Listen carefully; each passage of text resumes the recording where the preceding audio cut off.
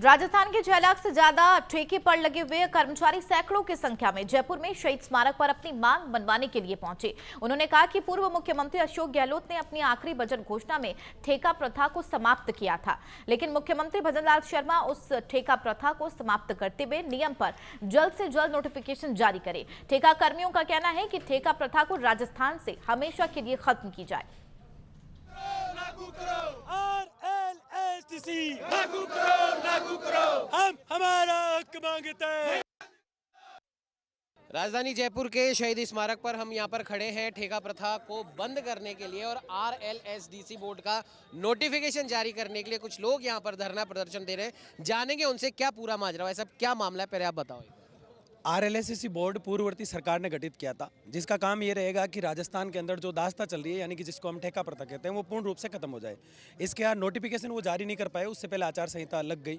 वर्तमान सरकार ने इस संबंध में अच्छे कदम उठाए हैं, फाइल जो है पेंडिंग चल रही है और हम उम्मीद करते हैं कि आचार संहिता से पहले ये जारी कर दें। ये धरना इसलिए हम कर रहे हैं ताकि सरकार को पता चले कि वास्तव में ये लोग बहुत ही पीड़ित वर्ग है। 4 से 5 हज़ार इन्हें सैलरी मिलती है और सबसे बड़ी दुख की बात यह है वो सैलरी भी 10-10 महीने बाद मिलती है, ना PF काटा जाता है। कभी जो है टेंडर के चक्कर में इनको 10-10 महीने तक रीजॉइनिंग नहीं दी जाती है। ऐसे ढेर सारे मुद्दे हैं। 13 सूत्री मांगों को लेकर आज हम एकत्रित हुए हैं और इस अनिश्चितकालीन धरने की हमने शुरुआत की है।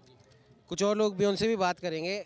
और इस वजह से, ये ठेका प्रथा की वजह से जिसे बंद कराने की आप मांग कर रहे हैं, क्या कुछ मूलभूत समस्याएं आपको सामने आ रही हैं? मूलभूत समस्या साहब ये है कि 5,000-6,000 में हमारे परिवार का पालन पोषण नहीं होता, क्योंकि हमने 15-15, 20-20 साल हो गया। आज एक सामान्य मजदूर या कहीं भी मार्केट में भी काम करता है तो 10-15 साल में तो उसके 15-20 हज़ार रुपये कोई भी सामान्य सेठ भी दे देता है दुकान में काम करने पर। लेकिन हमारा आज भी हम 2010 से 15 से काम कर रहे हैं, 15-20 साल हो गए, लेकिन हमारे 5,000-6,000 से सैलरी ज़्यादा नहीं है। PF भी हमारा गायब कर देते हैं और जो रेट सरकार बढ़ाती हैं 25 रुपये 26 रुपये, उसको भी लागू नहीं करती है। तो हमारे बच्चों का पालन पोषण कैसे करें, मतलब हमारा गुजारा भत्ता कैसे चलाएं और हम शिक्षा कैसे दिलाएं बच्चों को, और हम लोन भी नहीं ले पाते क्योंकि बैंक भी जाते बना कर देते हैं। किसी प्रकार की कोई बढ़ोतरी की गई है? बढ़ोतरी 26 रुपये की गई थी, लेकिन अभी 26 रुपये भी पूरी तरह से राजस्थान में लागू नहीं की गई है।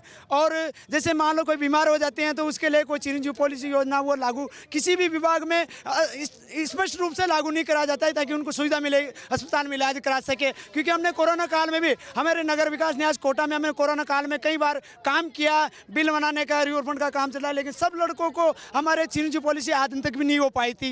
लगभग सरकार के जितने भी अलग अलग विभाग होते हैं, आपने लगभग हर विभाग में आप लोगों से हमने, जैसे जलदाय विभाग हैं, लाइट विभाग हैं, नगर विकास न्यास हैं, शिक्षा विभाग हैं, कई सारे विभाग हैं, जो चिकित्सा विभाग हैं, जितने भी प्राइवेट में ठेका देकर के काम ले रहे हैं विभाग में, और इस सरकारी कर्मचारियों के कंधे से कंधे मिलाकर काम कर रहे हैं। अनुभव है काम करने का, लेकिन कंप्यूटर का भी जानते हैं, टेक्निकल वाले हैं, डिग्रीदार हैं, लेकिन उनका शोषण हो रहा है। यही सबसे बड़ी समस्या है। दैनिक पालन पोषण के लिए हमारे वेतन बढ़ाया जाए और ये बोर्ड का गठन किया जाए और हम सरकार के साथ रहेंगे अगर हमारा बोर्ड का गठन हुआ, क्योंकि आश्वासन से काम नहीं चलेगा। सर, आश्वासन तो पहले पिछली सरकार ने भी दिया था, अब आचार संहिता लगने वाली है, इसलिए हम आज धरना दिया है ताकि हमारा बोर्ड का गठन। साफ तौर पर कहना है कि पहले भी ये आचार संहिता के चक्कर में ये फंसे थे, अब दोबारा ये कहीं आचार संहिता के चक्कर में ना फंसे, इसलिए इनकी सरकार से मांग है, वर्तमान सरकार से मांग है कि ठेका प्रथा को बंद करके RLSDC का जो नोटिफिकेशन है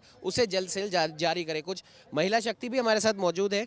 क्या कहना चाहोगे आप, क्या प्रमुख मांगे, और विशेष तौर पर आप नारी हो, प्रधानमंत्री जी हैं, पूरी BJP है, वो नारी शक्ति के वंदन की बात करती है, आप क्या?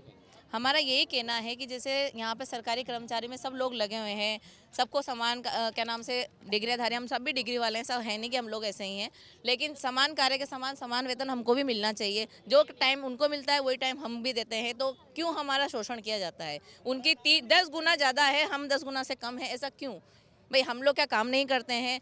और जब हम लोग चिकित्सा विभाग से हैं, आपको याद है कि GH के दिन कोई भी नहीं होता, लेकिन प्लेसमेंट कर्मचारी, सारे गवर्नमेंट कर्मचारी छुट्टी पे होते हैं, लेकिन प्लेसमेंट करते हमको तो यूँ कहते हैं कि आप हमारे कर्मचारी ही नहीं हो। जब हम आपके कर्मचारी नहीं है तो आपने इतने लोगों को लगा क्यों रखा है? या तो आप सबका नोटिफिकेशन निकालो कि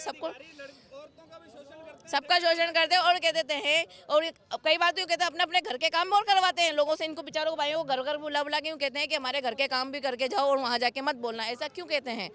अब वर्तमान सरकार है, राम को ये सरकार लेकर आई है, तो इस राम राज्य वाली सरकार से राम राज्य जैसे राम जी ने राज्य चलाया था, हम चाहते भजन लाल जी भी हमारा राज्य ऐसे चलाए और हम सबको समान कार्य का समान वेतन मिल दिया जाए। तो कुछ लोग हैं, इनका साफ तौर पर ये कहना है कि वर्तमान भाजपा सरकार जो कि राम को लाने की बात करती है, राम राज्य की बात करती है, तो नारी शक्ति भी है, युवा शक्ति भी है। इनका साफ तौर पर यह कहना है कि अगर आप राम को लेकर आए हैं तो राम राज्य में हर किसी को समान काम का समान अधिकार मिलता था, तो वही ये चीज़ भी सरकार से गुहार लगा रहे हैं कि हमें भी समान कार्य का समान वेतन ये सरकार जल्द से जल्द सुनिश्चित करे और आचार संहिता से पहले करे। सहयोगी कैमरामैन लव कुमार के साथ उमंग माथुर, नवतेज टीवी, जयपुर।